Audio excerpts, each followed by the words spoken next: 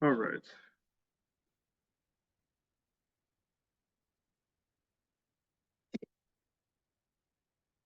So let's start with a quick overview of where we're going to be going here, the larger goals that I'm hoping that you will take away from our time together this evening. As I mentioned before, one of the key points of emphasis here is to try to understand what makes a PhD degree distinct. This is not just about any and all graduate programs out there, but around this particular type of program here. And related to that, if you're considering a PhD, what are some of the important factors to keep in mind when choosing a program?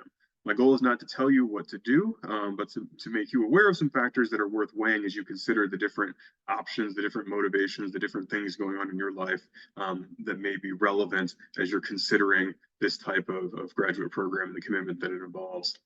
And then I'm hoping that everybody will come away with a little bit of an understanding about the process and timeline for how to apply. So this is not tailored to any one specific discipline. So there may be some things that are a little bit different depending on the fields and programs of study that you're interested in here. But I'll do my best to draw attention to moments where there may be some differences depending on the type of program that you're interested in pursuing here. But I think that there's a lot that generally holds across different programs within the same type of degree here. And so a little outline of how we're going to be spending our time here this evening. We're going to start by, again, clarifying just what is distinct about this particular degree, then moving into an overview of some factors to keep in mind that may be relevant. We're going to talk a little bit about funding, the financial side of things there, some things to know about how these programs typically work, some resources to be aware of, to consider some additional options that can be available depending on your field as well here, and then spend a little bit of time thinking about what the application process actually looks like, what are some of the materials that you can expect to be preparing, what that timeline looks like in many cases as well here. So that's an overview of where we're going to be going. But let's start by thinking about what makes a PhD, a doctorate of philosophy, different from other types of degrees here, even from other types of doctorates. Doctor of education, a Juris Doctor, a law degree, medical doctor. There are lots of different doctoral programs out here. But the single most distinguishing feature of a PhD is the focus on research. A PhD is a degree that is designed to train you to be a researcher in a particular discipline here. Whereas there are professional doctorates in other fields like nursing, psychology, and so forth. They're meant more for, some cases, clinical practitioners. PhDs are for people who are interested in research, even if they are in a professional capacity. That's the skill that's really the point of focus here. And so if you're thinking about a PhD program, you should be thinking about what are your research interests here? What are the areas of research that will hold your interest for the length of a program here, which can be a number of years, as you can see on this slide here as well, some examples of what this can look like for time to degree. And so if you are interested in being a faculty member, if you want to be an independent investigator, have your own lab in a government agency or a university, or in some cases in a corporate setting there, a PhD might be the right degree for that type of training here as well. PhDs also tend to take longer than some of these other doctoral degrees that I just mentioned here. And I'm giving you some average figures here. I do want to clarify that these are for US PhD programs. We could talk a little bit perhaps later on about some differences that may be the case between US and, say, European programs here. But I just want to clarify that the presentation tonight is going to be focused on PhD programs in the United States, but certainly you may be considering options in other countries. Just be aware that there may be some differences from some of the things that I'm mentioning here, including time to degree.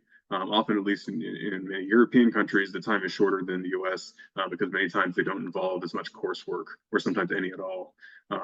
But these are average times to degree, depending on the type of field here.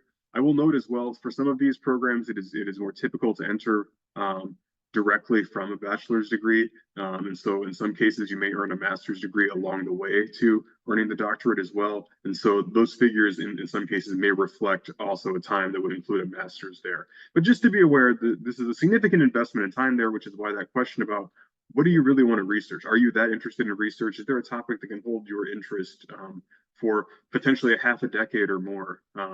Because that's really what the PhD is designed to train you to do, to be a researcher in your particular discipline.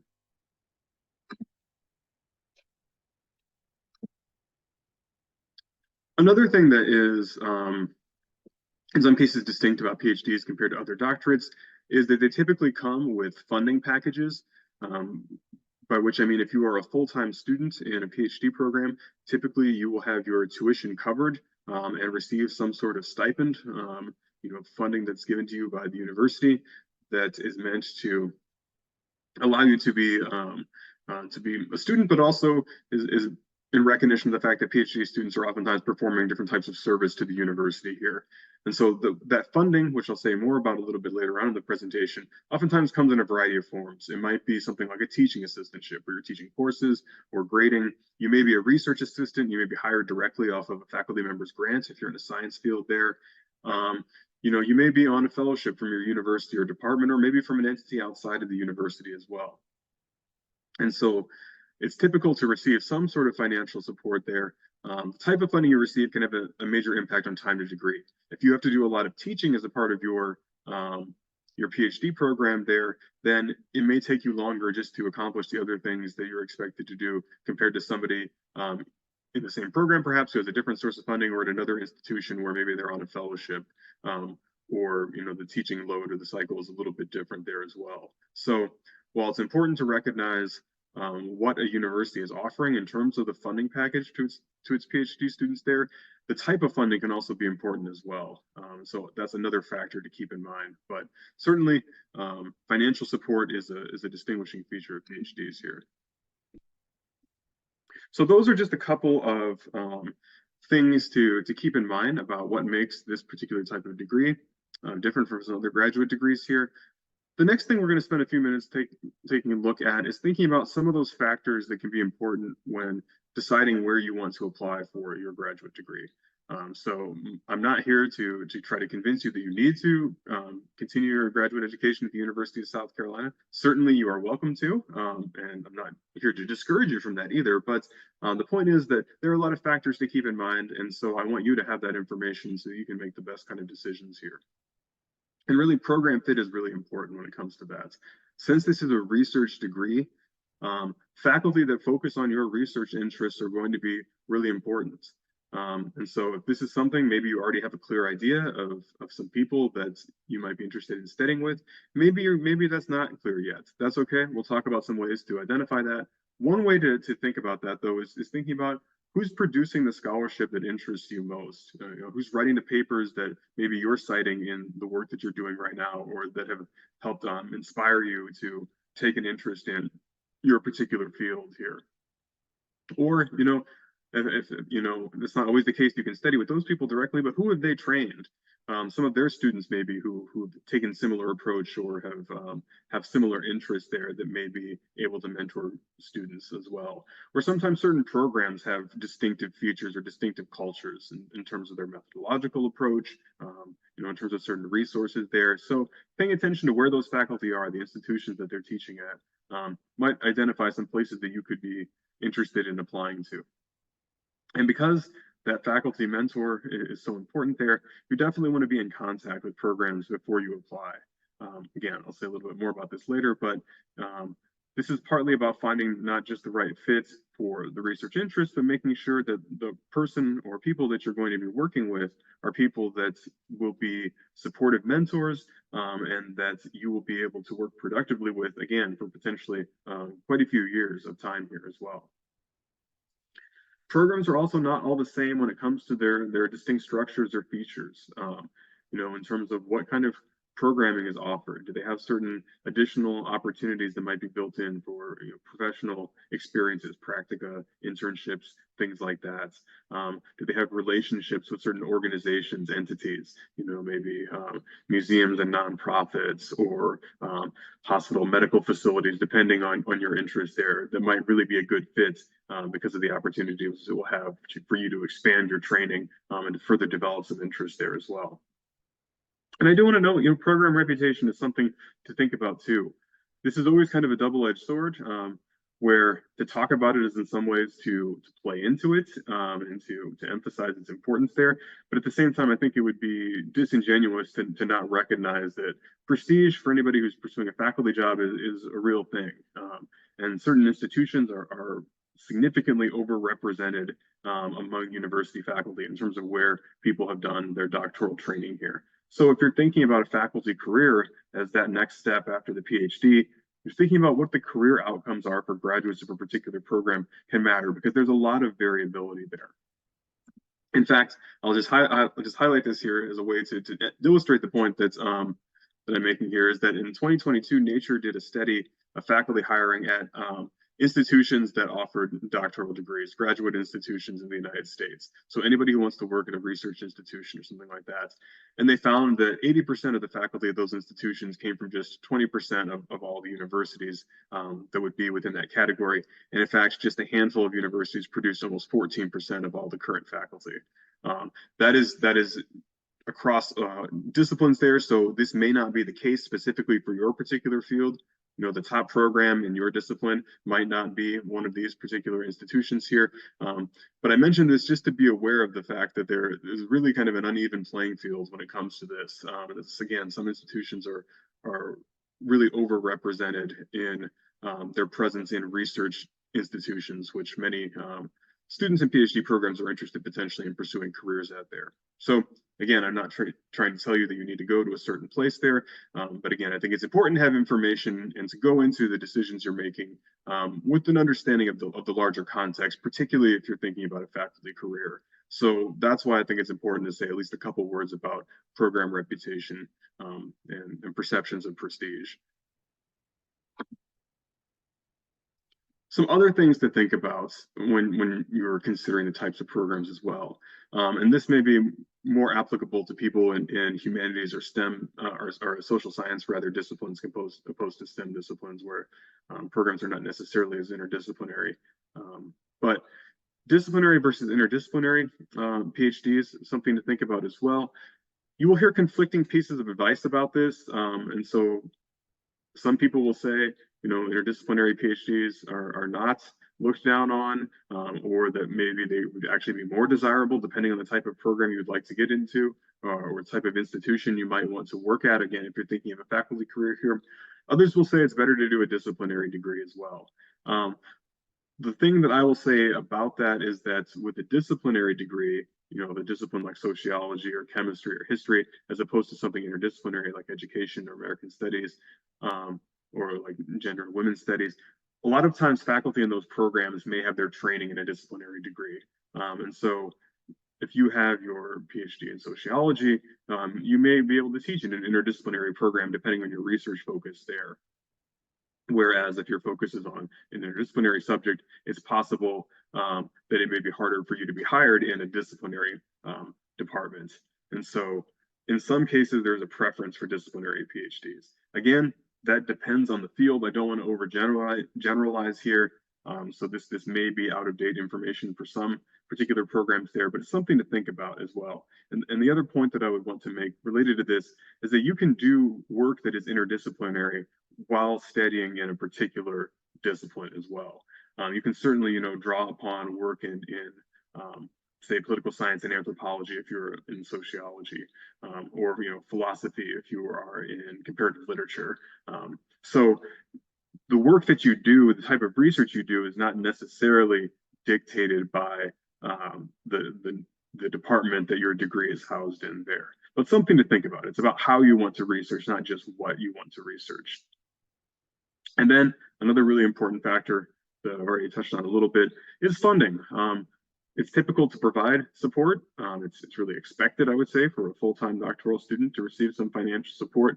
But what that looks like and how much it is can really vary. And I think it's worth taking a few minutes to unpack that a little bit more.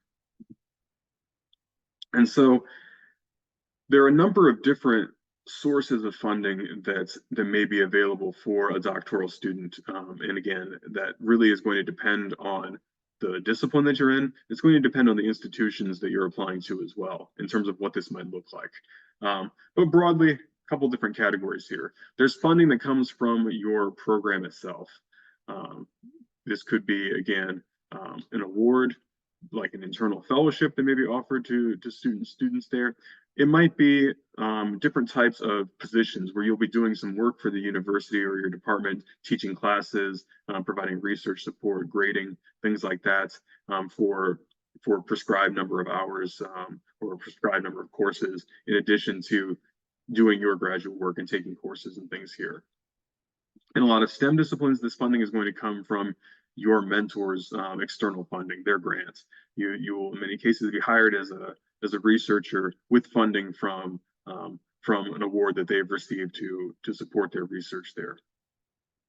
And some cases, there may be programs that at the university level or the college within the university, for recruitment purposes, or for, say, completing your dissertation, things like that as well. So both within your specific program or your department or college, and then within the larger university, there may be some different sources of funding. One thing I would say to keep in mind as you are considering what funding might look like, and potentially comparing different offers, is to be aware of what the cost of living might be like, because PhD stipends can vary significantly. In some science fields, it's not uncommon that certain institutions to receive a stipend of 40,000 a year. Other programs, it might be 20 or less, and depending on the discipline there. It also depends on location too. Some universities are in places where the cost of living is substantially higher. And so if you are, say, in San Francisco, that stipend is going to, the same amount of stipend isn't going to go as far as if you were at the University of Iowa, for example, there where the cost of living is a little lower. So thinking about not just the dollar amount, but what that dollar amount represents in terms of real purchasing power. If it's going to cost you $2,500 a month to rent an apartment, at a program that's offering you 30K, as opposed to a program that's offering you 22, at a place where you might be able to get that same rental space for $800 a month, that's a real difference. And so I'm not saying that's the only factor to keep in mind there, but something to look at as well, beyond just whatever the dollar amount is written on an offer that you might receive there. And I have a link in the slide here, and I'll be sharing this slide with all of you afterwards, that takes you to a cost of living resource that MIT has created that helps you gain some ballpark information around cost of living in certain parts of the country. That could be one tool to use as you're thinking about this particular factor here. In addition to funding that comes from your university and program there may be external sources of funding as well. That's really what I work on primarily with graduate students here at South Carolina. I help them identify and apply for funding that comes from outside the university. And I'll share a little bit more about some resources that might be able to help you identify those things afterwards as well. In some cases, there may be opportunities that you apply for at the same time that you're applying to graduate programs, and you can take that award to whatever institution you ultimately end up enrolling in. In other cases, though, you may not be eligible to apply for certain awards until after you've actually started your program.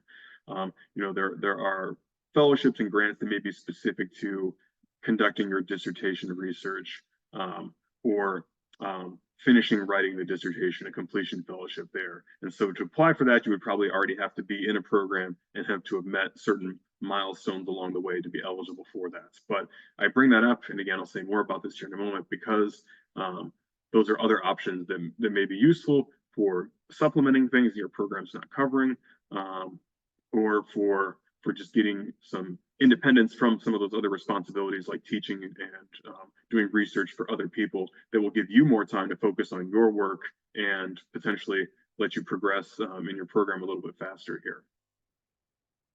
One thing that I really want to emphasize, and again, I'm trying not to be too prescriptive here and telling you what to do, is that it is usually a bad idea to do an unfunded PhD. If a program is not offering you any money for to be a full-time student in it, I would really seriously consider whether or not it's the right decision to do that. There may be situations, depending on your circumstances, where maybe you really want to do a PhD and you're not able to move for family reasons or something there, and so you would consider that. Okay. Maybe your workplace, if you're already in a career or something, is providing you with funding that will pay for your education, and so you have other resources there. Sure, I understand that there are some circumstances where that might be the right decision for you there. But the reason I think it's important to emphasize this is that, again, in the U.S. context, it's typical for PhD students to have funding. And so if a program is not offering funding, I think it's worth asking, do they really want you there? Because typically there will be other students who will be funded. And so it's usually not a good sign if the program is not offering any kind of financial support to you as a full-time student. If you're part-time, if it's a different type of doctoral degree, like an EDD or a law degree, those are typically not funded. But for a PhD, for full-time student status, some offer of funding is expected. And this typically takes the form of a multi-year funding package. Typically, if you are accepted into a PhD program, you will receive with that letter of acceptance some information that offers some overview of what kind of funding to be expected. Typically, a program is considered fully funded if they offer you a stipend and coverage of tuition there, and oftentimes it will be multi-year. It may say that the funding may be made up of a variety of things that include TA and research positions there. It's oftentimes the case that they're not going to spell out year by year what exactly that looks like, but typically a program will make a commitment and say, by accepting this offer, we are committed to providing you with 5 years of funding, or 4, or whatever the thing might look like for that particular program there. So be aware that that is just a norm for most PhD programs there. And so if a program is not offering that to you, again, you might want to double check, because that is unusual. And again, that may be a sign that this is maybe not the best fit for you, or perhaps that institution isn't as invested in your success as they might be for some other students if they are offering other people funding. So let's talk a little bit more again about the area that I work specifically with students in, which is finding external funding here. And so I do want to flag a couple of resources if you're interested in thinking about, okay, beyond the university program that I might be applying to, where can I find those grants and fellowship opportunities here? Well, there are a number of really good databases that can help you identify different options that can support you in a variety of different programs. And all of these have ways you can search by education level, so, opportunities for graduate students, or in some cases specifically for doctoral students, with a host of other eligibility factors and criteria. And I'll say more about some factors to keep in mind that will help you find the most promising results in a moment here, but broadly, these are some databases that can help get you started. The first one, Pivot, is something that South Carolina subscribes to. So if you're a current student here and have an sc.edu email address, you can set up an account and gain access to this database that searches around the world and is really good at finding more specialized funding. The next two, from University of Illinois and UCLA, are resources specifically designed for grad students that anyone can use, and are really useful for being able to break down different stages of a graduate program, and lets you search by different groups of disciplines, search by factors like if you're an international student, that can sometimes have an impact. And then for those of you who might be in STEM disciplines, Zintellect is a great source for finding opportunities associated with a lot of government agencies and national laboratories, opportunities for research or professional development, because a lot of times, the Department of Defense, the Department of Energy, the CDC have fellowship programs funding for people in certain fields that could be great for your own professional development and perhaps for a job after you finish your program, and in some cases have places and opportunities that will fund your research or provide you with support for tuition and stipends and so forth. Additionally, there's funding that can be available from professional organizations. So if you are considering a program in sociology, the American Sociological Association, has funding that is available to people who are pursuing PhDs in sociology. So organizations like that, professional societies, sometimes have different types of awards that support graduate training as well. And so knowing what those organizations are in your field can be useful for identifying potential sources of funding. And many of them have listservs, newsletters, sometimes their own databases on their website that can help you stay up to date about what the cycle is like and what some of those options might be. And so I would encourage you to look into that. If you're not sure what these things might be, talk to a faculty mentor. They should know who the major entities are within your particular field, and they can point you in the right direction. If you do take some time to look into those databases, I want to give you a few tips to keep in mind to help you maximize the relevance of the results that you're going to be getting here too. And so there are a lot of different factors that can impact your eligibility for an external award here. And so this is something that I emphasize with students when I meet with them to talk about funding options there, is that the options that are available for you are not necessarily going to be the same ones as somebody in the same program as you, in the same cohort as you, because there are many reasons why somebody might be invested in providing financial support for graduate training. So thinking about some of those different factors can be useful as well. And so understanding the type of program you're looking to go into, knowing if something like citizenship might be relevant, because certain funders in the United States are only able to give support to U.S. citizens and permanent residents, for example. There are certain funding opportunities that may be designed to provide opportunities for people from certain backgrounds. If you're from a background that may have been historically marginalized or underrepresented in a certain field, or just in academia in general, in some cases there may be particular programs and opportunities that are meant to invest in people and support their graduate training and professional development. And so thinking about everything that is part of your own background and part of your own interest can help identify some opportunities here. Same thing about your research as well, your interest there, not just your specific discipline that you might be considering pursuing funding in there, but larger themes or other sort of things that are related to that. So, maybe if your focus is marine science, you could search more broadly for life sciences. There may be some opportunities there, or there may be some things focusing on specific aspects of that. If you're doing something that would be related to coastal management or marine estuary systems in the United States, there are some funders that are interested specifically in those things. So it's not just the discipline, it's sometimes the research location, or the specific themes or populations that you may be working with that are of interest to particular funders here. And you can always find that information in these databases. They all link out to the funders' official websites, and I would always verify to make sure that the information in the database is up to date directly from the source.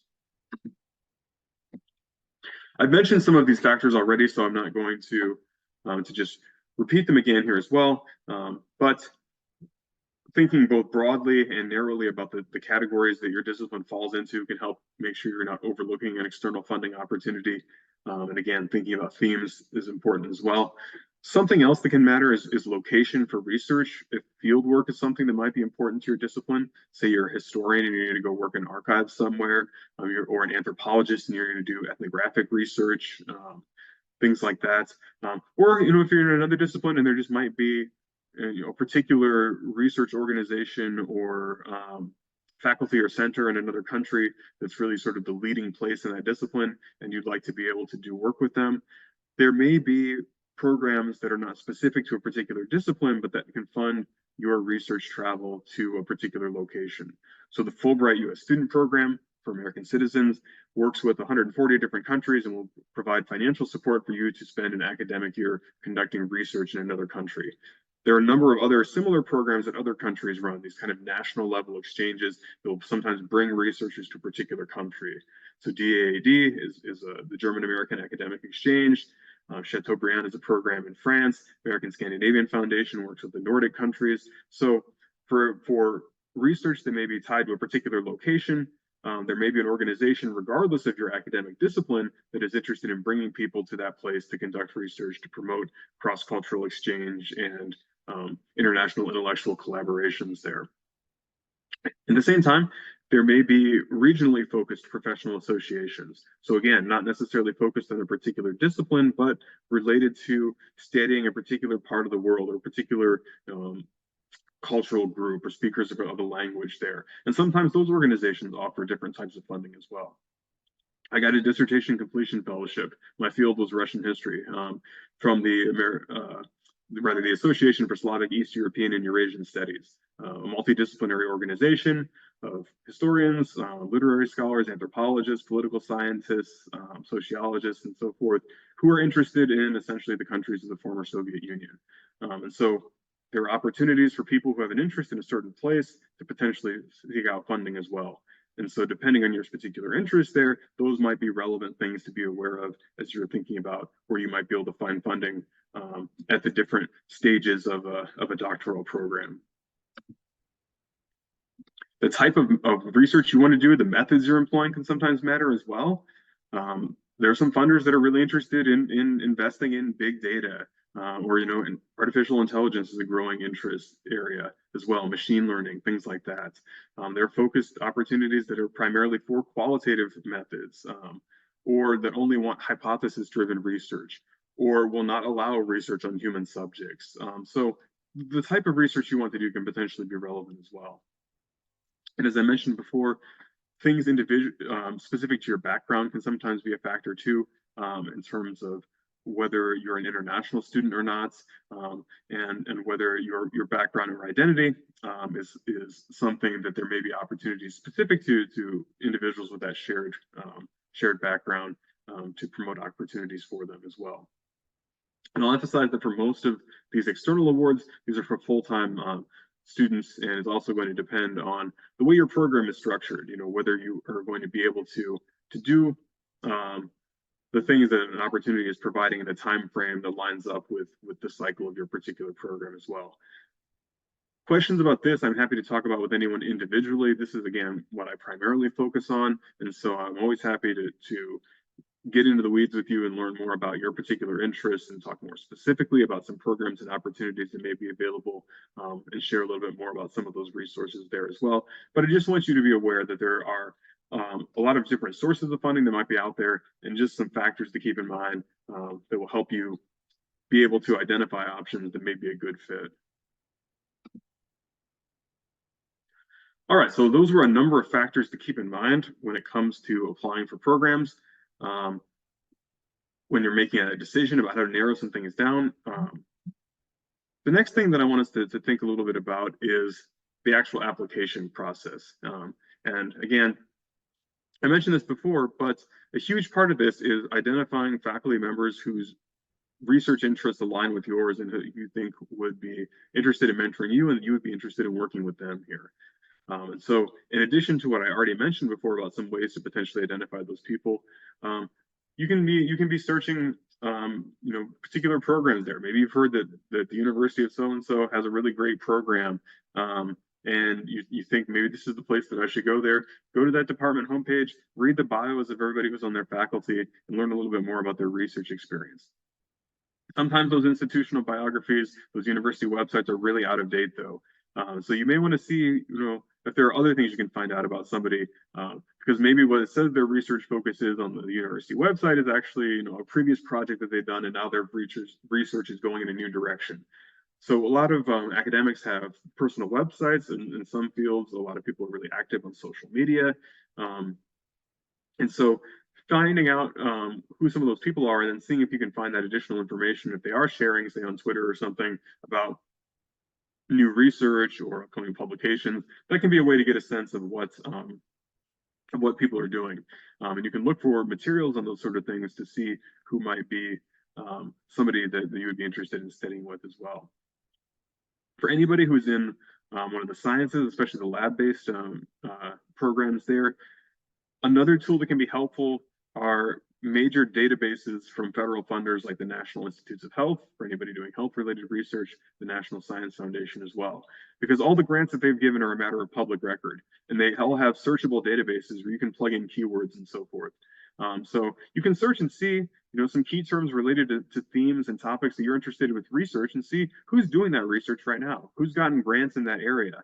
Because they might be able to support you as a student with funding from that grant, and it helps you understand who's doing the type of research that you're interested in within those fields. So that's another tool to keep in mind if you're just trying to figure out who might be the scholars that are really advancing the field in the areas that you have interest in here. And as I mentioned before, you really want to make sure that you are reaching out and making contact with people before you apply to a program there. And it's perfectly fine, and it really is encouraged to send somebody a cold email and just let them know that you know something about their research, share a little bit about your own research interests and background, why you're interested in their work or their lab, and see if they might be willing to set up a time to have a short meeting, a quick phone call for 15 minutes or a virtual meeting there, to talk a little bit more about their research, to see if they might be able to take any new students there. And just to get a sense of whether you feel like you have a little bit of a connection. This seems like somebody that would be able to work with you. And so this doesn't have to be super long. You're not writing pages and pages or a bunch of paragraphs there. But again, just a little bit that shows you know a little bit about what they're doing, that tells them a little bit about who you are, where you went to school, some research interest there, and it helps start that conversation that will hopefully give you a chance to learn a little bit more about them, engage their interest in you as well, because you don't want to apply to a program if somebody doesn't really want you to be there, or is going to be sort of uninvolved or uninterested in your work and in your success. Because if we're going to spend 5 years, 6 years, 7 years, potentially more in a program there, a lot of that is going to depend on that relationship with your advisor. And so if you already go into it not feeling the greatest about how you get along with that person there, that's not a great sign for how that next stage, again, potentially of several years and more, is going to go. And that can be part of the process of identifying programs here. I'm always hesitant to throw out a number. I put it in here because people have asked before when I talked about this topic there. And so I'm suggesting that it is somewhat normal to apply for somewhere between 4 to 10 schools. That really varies. And there's not really a particular logic to choosing a really large number or really small number, other than these should be programs that you're interested in actually going to. And these should be programs where you've reached out and made some contact there. There's not a whole lot of incentive or upside to applying to a program that you're not really serious about going to. Because the other side of this is that for PhD admissions, these are oftentimes being done by faculty and departments there, or in some cases being done by individual faculty members as part of their labs. So this is something that's different than like undergraduate admissions, or in some cases even master's admissions, where it's being run through like an office of admissions, or decisions are not being made necessarily directly by faculty members. And so having that connection, having somebody who has heard of you and maybe you've had a conversation with, who might be able to say, yes, I want this person here and advocate for you during that decision-making process, is really important. At the same time, they want to make sure that the students that they're accepting are going to come to their program as well. So if they feel like, even if you're a really strong candidate on paper, but you've never made any contact there, or you're not giving the indication that your interests really align well with what their program does, they're not going to accept you, even though you might have an outstanding GPA, an impressive CV, high GRE scores, if that's something that you need. So again, that number should be both a reflection that you probably, unless there's really only one program that you would ever consider going to, you should probably apply to at least a couple, just because there's no guarantee that you'll be accepted in any one place. But again, there's not really a benefit to applying to a huge number of programs if you're not really serious about going there, or if you don't think that there's going to be anyone who's had any connection with you who might take an interest and advocate for your acceptance there. The GRE is a standardized test that used to be very common for graduate school. Many programs have gone away from requiring it. Some still do. In some cases, it's encouraged. This is something just to be aware of. And so planning ahead to take this exam, sometimes you'll want to do that at least several months before you apply.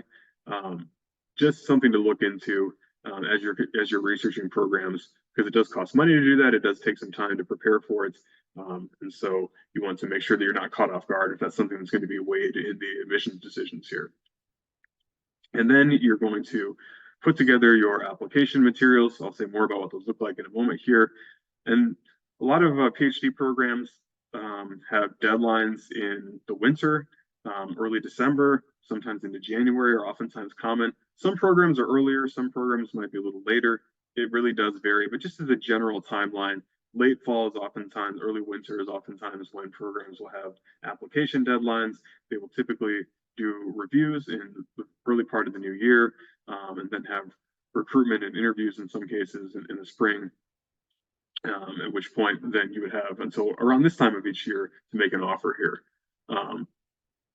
One thing to note about PhD programs is that April 15th is kind of a standard deadline for when most universities would expect you to accept an offer here. There's an agreement that the Council on Graduate Schools has created called the April 15th resolution that most major research universities have signed that said that they will not pressure students to accept an offer of admission before April 15th, to give students a chance to hear back from all the programs that they've applied to and then consider all their offers there.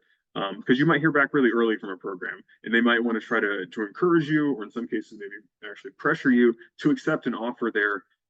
If that's the case, if you hear early and somebody's saying, hey, we'd love to have you accept that offer, just be aware that you should not feel pressured to accept an offer before April 15th. Not every university has signed on to that particular resolution, but it's a pretty standard date, and it's sort of I would say the ethical norm for graduate admissions here, for an offer, especially an offer of funding, if there's any sort of funding there, and it's done so that students have the opportunity to compare all of the offers that they might be receiving and make the best decision with all the information that's available. So while it's possible, if you are really committed to going to a certain place and they're accepted, and you know you wouldn't accept any other offer, sure, you can accept that whenever, but just know that you shouldn't feel pressured from an institution to accept an offer before April 15th in the United States. And just to visualize what this looks like here for this coming cycle, now is a great time if you're thinking about applying to a doctoral program, a PhD program next year, to start that research process if you haven't already done that. Start doing a little bit of that investigating, and then that will give you the summer to start making contact with some individuals, to send out some of those emails, hopefully set up a few phone calls or short meetings there, maybe visit a program campus, if that's something that's feasible as well. The summer can be a good time to take the GRE if that's necessary for your program too. And that means by the later part of the summer, into the fall, you can be actively working on putting together your applications. Or if you weren't able to do some of those earlier steps, depending on when you kind of jumped in and made that decision there, doing some of those earlier pieces as well, contacting some people. That means you'll be set up to submit those applications in that early winter.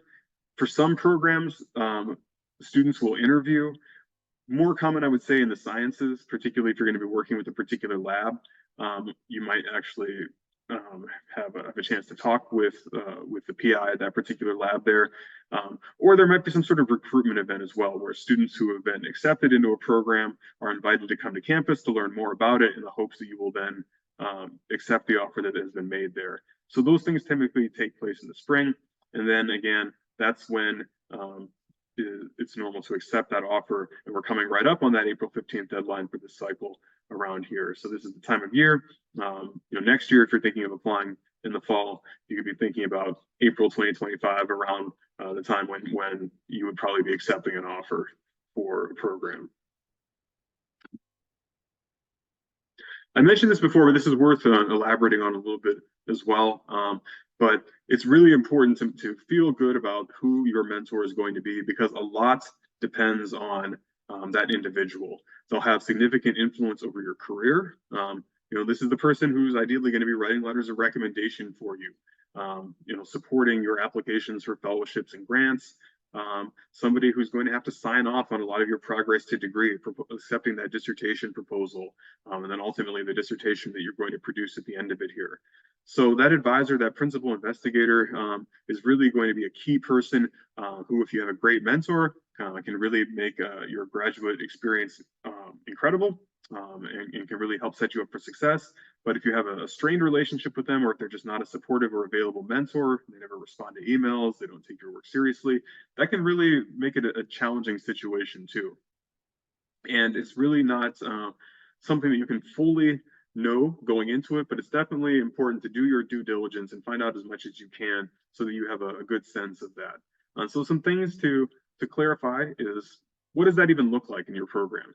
In some disciplines and some universities, you're expected to have an advisor coming in.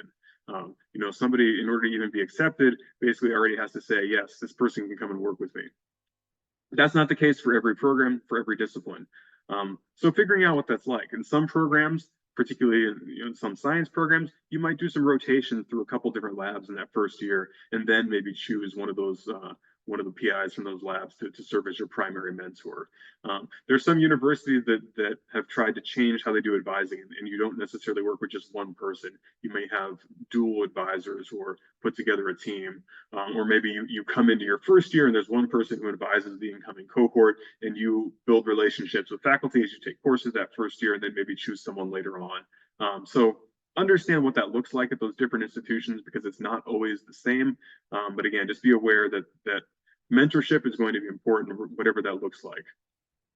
Another thing that can really be helpful here, if at all possible, as you're looking at programs, as you're reaching out to people, is see if you can get in contact with a current student in addition to talking with a mentor as well. When you have that conversation with somebody, learn a little bit more about their approach to advising. Some advisors are really hands-on. They want to see everything that you're working on. They want to read over drafts. They give you lots of feedback. That might be really great. Maybe that's exactly what you need, and they'll provide a lot of structure and support. For other people, that might feel like you're being micromanaged and really sort of stifled. And maybe somebody who would be a little bit more hands-off would be beneficial for you. So this is partly up to your personality, how you best work. But just be aware that there are different styles of advising, different types of mentors out there. Learning about what their work culture is like, particularly if this is a science discipline where you may be working in a lab. What does that look like? What are expectations about when people work, how much they do, how things are done? How do they give feedback? How often do they want to meet and interact with students there?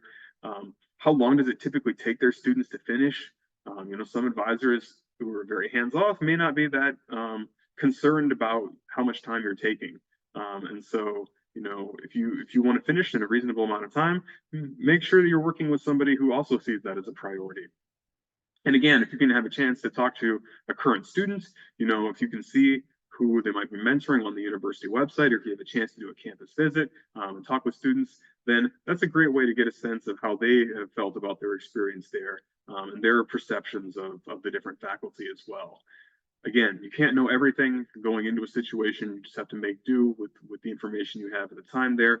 But you do want to do as much as you're able to try to avoid a situation where you're going in, you already have some misgivings, or you feel like you've seen a few red flags as you're already making that decision there. Because again, this is a person or people who are going to have a lot of input on what your graduate experience looks like, for good, hopefully, but also potentially for more negative things as well, if it's not a good situation. So let's talk a little bit about what the application actually looks like when you are applying to those programs where you've had a chance to talk to some people, you've had a chance to clarify who you want to work with here. How are you going to convince them to accept you? Well, you will take advantage of these different types of documents here. So a statement of purpose is very standard sort of thing here. It's sometimes referred to as a personal statement. I'll show you some examples of some prompts just to give you a sense of the kind of things you might be asked for in a moment here. But essentially, this is a document where you're going to describe what it is that you want to do in graduate school, make your case for why this institution is the right place to do that, essentially. I'll elaborate on that in just a moment here. Some institutions may ask for a separate personal statement, a document that might ask about your journey, your background, things that may have been important in shaping or that provide context to some things that are on the resume, and that really help give a fuller sense of who you are as an individual, your experiences, motivations that may have led you to that particular point here. Some universities may ask you specifically about some issues related to diversity, equity, inclusion, or ask for your thoughts or experiences with those things there. That may be part of a separate statement or the personal statement. That may be something you're asked to touch on, or at least given the option to elaborate on in a statement of purpose. So that's not a universal requirement. That really varies, but something to be aware of that could be something that you may end up writing on there as well. For some programs, some sort of work sample is to be expected. I would say certainly for any social science humanities program there, some sort of sample of your writing that shows your ability to think, your experience to have done research there. This could be a publication if you've had a chance to publish something. This could be a master's thesis or some sort of capstone honors project if you're an undergraduate here, an independent research project that you did, a graduate level course paper, maybe from a master's program here, but something that gives a sense of how you're able to think, how you handle research, how you analyze data, how you interact with other scholarship, to help give review committee is an understanding really of what you might be like as an intellectual, as a scholar in this field here. Letters of recommendation are basically standard as well. 3 is pretty typical there. These should be letters from people who can speak to your academic potential and your fit for doctoral studies. So typically this is going to be faculty members you've studied with in a previous stage of education there.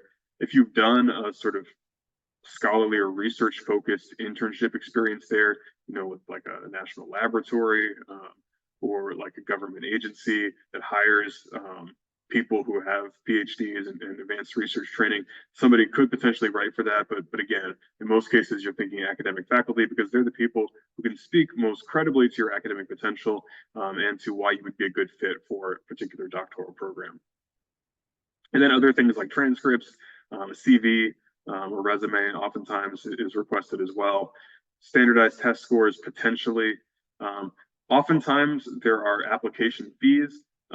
Not every university charges those fees there. Just be aware that if there is a fee and that's something that is going to pose a burden for you, there is typically a process to get that fee waived. Hopefully the university will have information on how to do that already on their website. If not, it is definitely worth reaching out to somebody at the graduate college or at this particular program and ask about that possibility there. Because if you end up applying to 10 programs and they're charging you $75 per application or something like that, that's $750 to apply to graduate school. So things can add up quickly. And so just be aware that there is typically a way to get application fees waived. And it's at least worth looking into that if this is going to be a hardship. Because that's very much a legitimate thing to be aware of. It's worth saying a little bit more about the statement of purpose here. I know we're getting close to the end of our time, but I do think it's worth elaborating on this because this is probably the most challenging document to write, and in some ways maybe the most important of the things you'll be putting together for your application. And this is really where you're making the case for your preparation and your vision for the PhD program you want to go into. It's where you're explaining, the type of research, the themes, the questions, the ideas that you want to explore in graduate school, while also bringing in key examples of your own experiences, accomplishments, and skills that help demonstrate what has prepared you to be successful in this environment here. So it's highlighting those experiences in a way that help point towards where you want to go in the future. This is also a space where you can demonstrate that you've done your research on programs, that you know that there are faculty who would be relevant mentors for you in terms of their research interests and things like that. And this is also a chance where you can demonstrate some of the knowledge of the program as well. If there are distinctive features, particular resources that are available, institutions, centers, partnerships, key institutional strengths that help explain why you're interested in this particular place here. So this is a document that you definitely need to tailor to each program that you're applying to. There are parts of it that are likely going to stay the same across each application, but there are definitely parts that need to be customized when you're talking about faculty, when you're talking about a specific program, and why you're interested, not just in studying your particular discipline, but doing it at this specific institution here. So here's an example, and I just picked epidemiology as a field here. But these sort of prompts are relatively consistent across different disciplines here. And so this is for the PhD program in epidemiology at the University of California, Berkeley. And they're asking in 1,000 words to explain why you're pursuing graduate training in public health, explain your career goals, why you need a degree in your specific program, why you're doing it now why you want to do it at Berkeley Public Health, proposed research topics.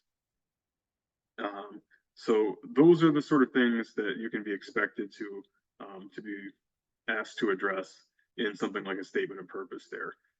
And again, think about what I just said a moment ago about the larger goal here, which is to convince somebody that you have a vision for what you want to do in graduate school, you have an idea of what your research interests are, because remember, this is a research degree, and that you have qualifications and skills that have helped prepare you so that they can be confident they're going to be successful in that program.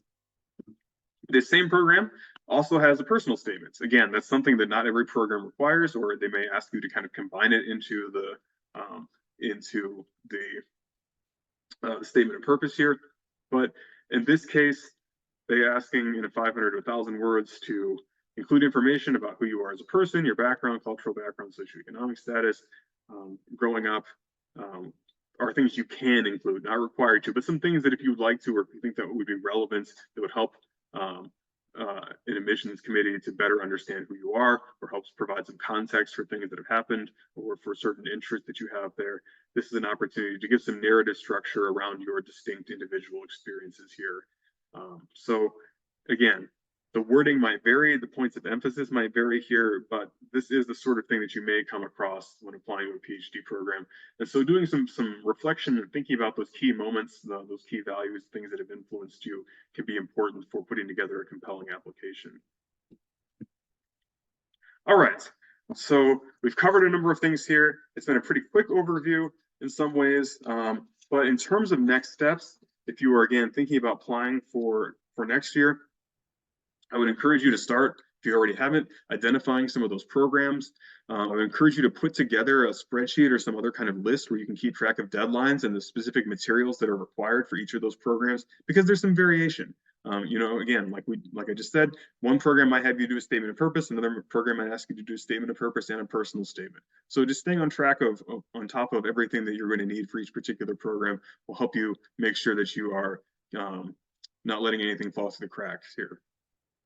If you're planning on applying and you're going to need recommenders, let people know. Let them know what your plans are. Let them know what you're thinking about, what your interests are, so they can start, thinking about that recommendation, or at least, putting that on their calendar so that they have time to write that, and so that you can share with them any information that they might want to know to provide some context to write that strong recommendation. I mentioned this already, but reaching out to potential advisors, making some contacts, sending some cold emails potentially, maybe setting up a chance to try to visit or at least have a virtual meeting to learn a little bit more about programs, to see if they might be the right fit, to see if they seem interested in you, is really important for being a competitive applicant at places there. And then start working on your materials and get feedback. Ask a current faculty member to read over things and offer their assessment and give you some feedback on how to improve things as well there, so that you can put together compelling applications. Because again, personal statements, statements of purpose, these are difficult things to write. They're oftentimes very different from the type of writing that you may be doing in other classes and things there. And so it takes a few drafts, it takes getting some feedback to really figure out what it is that you want to say. And the earlier you start, the better position you're going to be to be successful with that. Also, please take advantage of additional resources available at the university here as well. Again, if you're thinking about what are fellowships and grants that might be able to support my graduate studies, please come and talk with me, set up a meeting with me. You can use that link right there to set up a time, virtual or in person. I'm happy to continue that conversation.